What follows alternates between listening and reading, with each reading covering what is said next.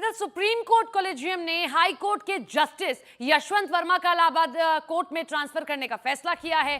Delhi high court के justice Yashwant Verma के घर पर आग लगने के बाद करोड़ों का कैश बरामद होने पर यह फैसला लिया गया। सीजीआई के नेतृत्व में सुप्रीम कोर्ट ने यह फैसला लिया। अक्टूबर 2021 में जस्टिस वर्मा का इलाहाबाद हाई कोर्ट से दिल्ली हाई कोर्ट ट्रांसफर हुआ था। सूत्रों की माने तो दिल्ली स्थित घर में लगी आग के बाद घर में बड़ी मात्रा में कैश मिला था।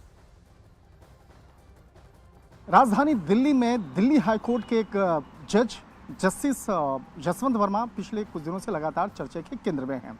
चर्चा के केंद्र में क्यों आए ये जानना बेहद जरूरी है। इस वक्त में मैं उनके आवास के ठीक बाहर हूँ। ये उनके तुगलक क्रिसेंट स्थित उनका ये मकान है और ये दिल्ली से जो सरकारी मकान है जस्टिस यशवंत वर्मा का। हालांकि जस्टिस यशवंत वर्मा जो हैं उनका तबादला अब इलाहाबाद हाई कोर्ट में कर दिया गया है और सुप्रीम कोर्ट की कॉलेजियम ने दिल्ली हाई कोर्ट के जज जस्टिस यशवंत वर्मा को उनके तबादले की सिफारिश की है। और जिस तरह से अगर मामले की बात करें तो इस मामले में चीफ जस्टिस संजीव खन्ना की जो अगुवाई वाले जो 3 जजों की कॉलेजियम है उन्होंने जस्टिस वर्मा को वापस उनके मूल कार्डर हाईकोर्ट में इलाहाबाद हाईकोर्ट में उनको भेज दिया है और उनकी सिफारिश की है।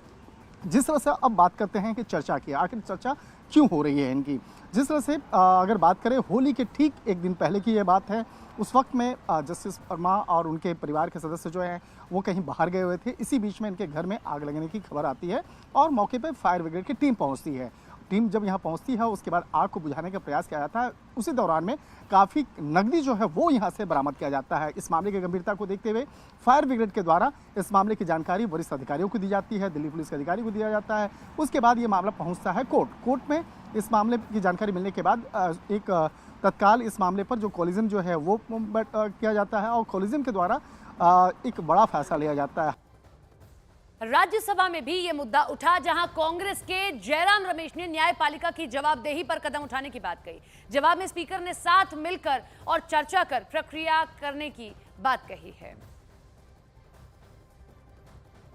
Members of Parliament have submitted a notice to you regarding certain remarks that were made by a judge of the Allahabad High Court. You yourself have repeatedly called into question the urgency for judicial accountability. You have in fact directed the leader of the House on this issue. So I request that you please make some observations on this and give necessary directions to the government to come up with a proposal for increasing judicial accountability.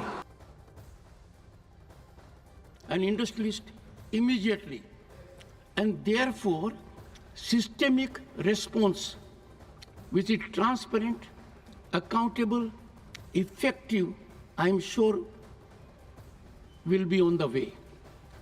I will get in touch with leader of the House and leader of the opposition and find a mechanism for a structured discussion during course of the session subject to their